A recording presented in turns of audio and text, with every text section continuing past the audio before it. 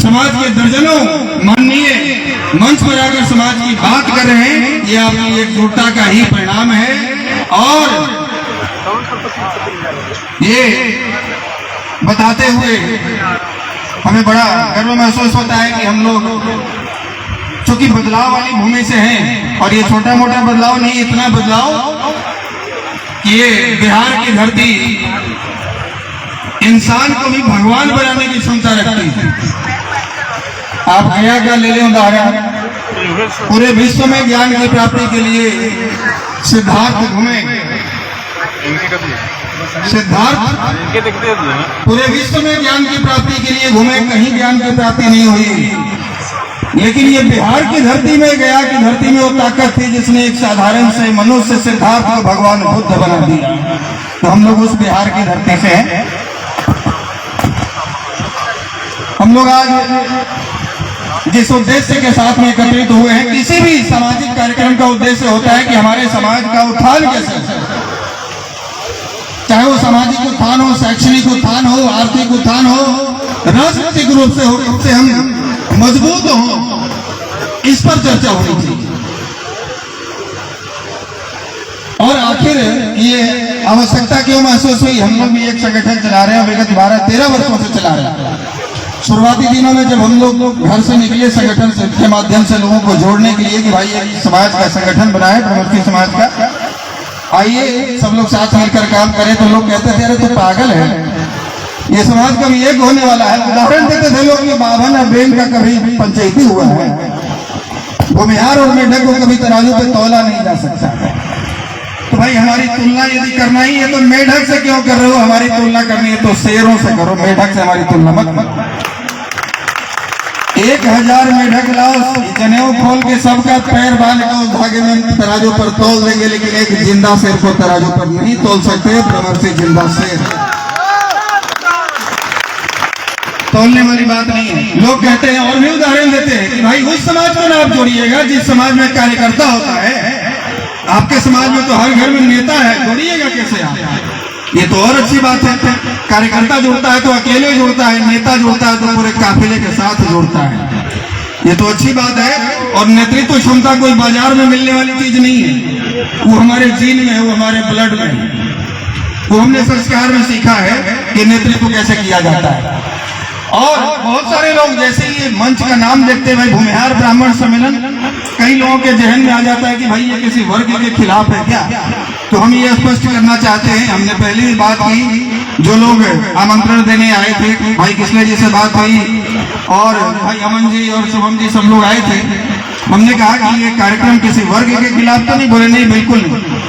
हमने कहा होना भी नहीं चाहिए। ये ऊपर में जितनी तस्वीरें आप देख रहे हैं, श्री बाबू की, बाबू लंगट सिंह जी की या बैकुंठ शुक्ल जी की, जितनी भी तस्वीरें आप देख रहे हैं, इन्होंने प्रत्येक वर्ग के उत्थान के लिए, चाहे वो दलित हो, पिछड़ा हो या अल्पसंख्यक हो, केवल अपना नहीं, प्रत्येक वर्ग के उत्थान के लिए अपना पूरा जीवन कुर्बान कर दिया। और हम उनके अनुयायी किसी वर्ग का बुरा सोच ही नहीं सकते, उनका बुरा सोचने वाले लोग। तो हमने अपने पूर्वजों से ये संस्कार पाया है कि सबको साथ लेकर चलें। लेकिन शुरुआत यदि इस मंच के नाम से या इस सम्मेलन के माध्यम से हो रही है तो इसके पीछे उद्देश्य है कि भैया लोग ये सवाल करते हैं कि जब सबको साथ लेकर चल रहा है तो फिर ये भूमिहार ब्राह्मण महासम्मेलन क्यों? तो कारण ये है कि अभी हमारा घर एकत्रित नहीं है, हम पूरे गांव और जिला एक करने का ठेका नहीं ले सकते। पहले घर एक कर ले, उसके बाद गांव एक करेंगे, उसके बाद जिला एक करेंगे। तो घर से शुरुआत की है। और यहाँ हमारे साथियों ने, हमने देखा कि लगभग एक हफ्ते से काफी प्रयास कर रहा है इस कार्यक्रम को लेकर, गांव गांव जाकर लोगों को आमंत्रित कर रहे हैं। हालांकि इस तरह के आयोजनों में आमंत्रण की जरूरत नहीं होती है, इस तरह के आयोजन में आमंत्रण की जरूरत नहीं होनी चाहिए। और बहुत सारे लोग हैं जहां मेरी आवाज पहुंच रही होगी, हम जान रहे हैं कि जिस क्षेत्र में ये कार्यक्रम हो रहा है, यहाँ यदि कोई पत्थर उठाकर मारिएगा तो किसी न किसी ब्रह्मर्षि के ऊपर ही गिरेगा। इतनी संख्या में इस क्षेत्र में ब्रह्मर्षि हैं। बावजूद इसके ये कार्यक्रम में कुर्सियां खाली है तो वो लोग आमंत्रण का इंतजार कर रहे होंगे। लेकिन ये भाई कोई किसले जी का या अमन जी का बेटा का शादी नहीं था जो आपको आमंत्रण चाहिए। जंगे मैदान में बुलावे नहीं भेजे जाते, स्वयं ही चले जाते हैं लोग। तो ये समाज के अस्तित्व की लड़ाई है। यहाँ आमंत्रण का इंतजार नहीं करना चाहिए। आपको जानकारी मिले कि इस तरह का आयोजन हो रहा है।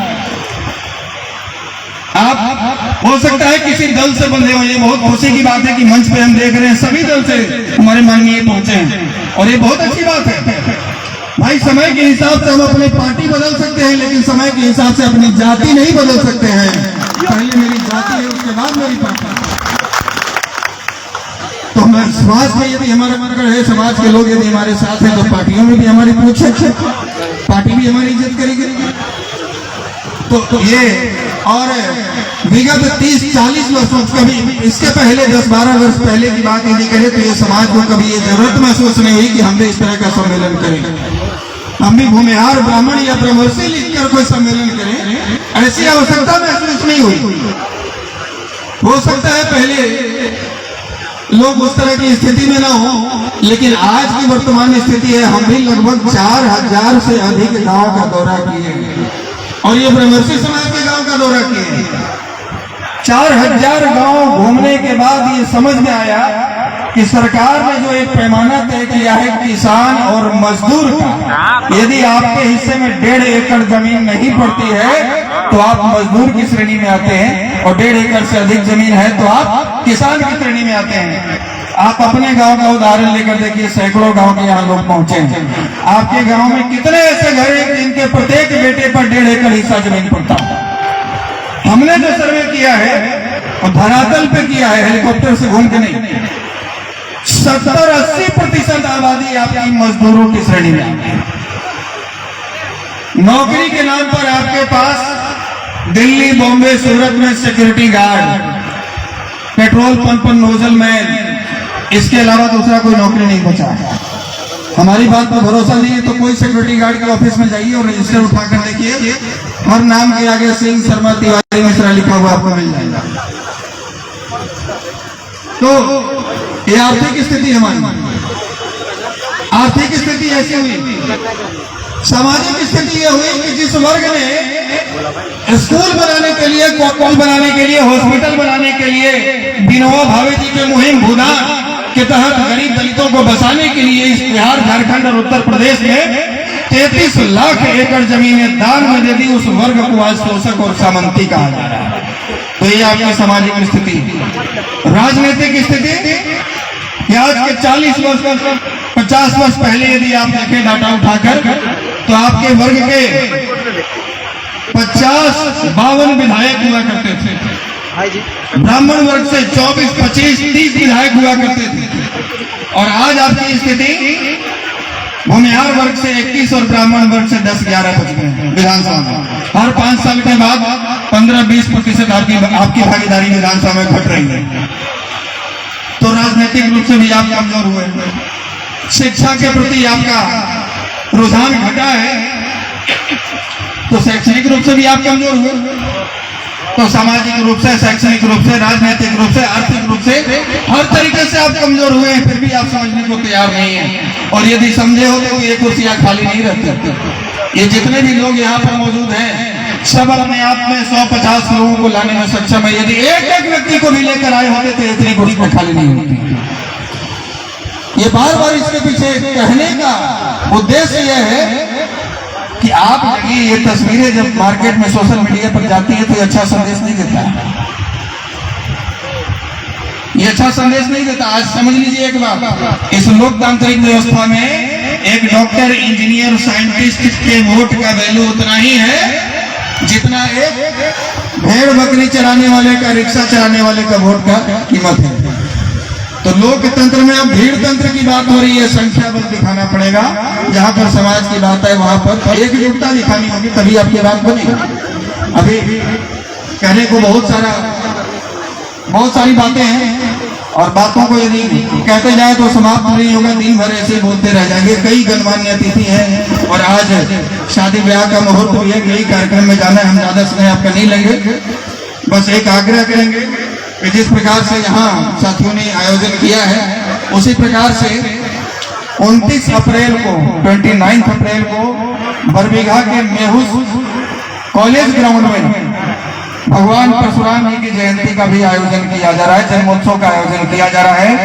मंच पर उपस्थित तमाम हमारे भावक गार्जियन से हम आग्रह करेंगे कि व्यक्तिगत रूप से मिलकर हम आपको आमंत्रित भी करेंगे और जरूर अपना 5 मिनट का समय निकालने का प्रयास करें, समाज को अच्छा लगेगा।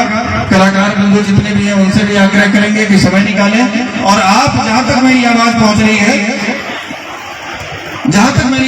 रही है, आप लोग भी प्रयास करें। बहुत दूर नहीं है, और यदि दूर एक दिन जाना भी पड़े तो क्या दिक्कत है। 365 दिन होता है साल में, जिसमें 364 दिन आप परिवार, बिजनेस, व्यापार, नौकरी के लिए निकालिए। एक दिन अपनी सामाजिक एकता के लिए निकालिए। एक दिन भाई सामाजिक, और आपने प्रयास किया है, हम जिन साथियों ने प्रयास किया, भाई किसले जी या जिन अमन भाई, शिवम भाई, सबको हम धन्यवाद देते हैं। और एक दिन ऐसा भी आएगा, ये पहला कार्यक्रम है, एक दिन ऐसा भी आएगा कि इस पूरे ग्राउंड में तिल रखने का जगह नहीं बचेगा, इतनी संख्या में लोग यहाँ पहुंचेंगे।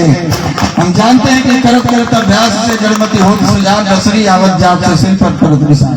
प्रयास करने से जब पत्थर पर निशान पड़ जाता है तो ये तो बुद्धिजीवी समाज है, थोड़ा सा कन्विंस कर निकाल सकता है।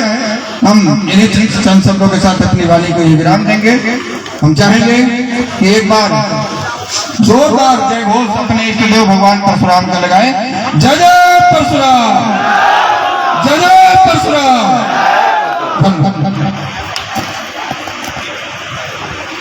हमारे बीच विशाल जी हैं, उनका सम्मान करेगा। ये विशाल जी आगे बहुत ही चर्चित यूट्यूबर हैं, आराम से आए और पीछे बैठ गए, अभी ध्यान किया। और हमारे बीच परशुराम मंदिर बाकरपुर के अध्यक्ष मनीष जी भी हैं। मनीष जी आइए, आप पीछे बैठे हैं, आइए, उनका भी सम्मान मंच। और इसके बाद हम आगे करेंगे कि चूंकि तक जाना है महाचंद्र बाबू को, तो उससे पहले वो बोले 2 वक्ता और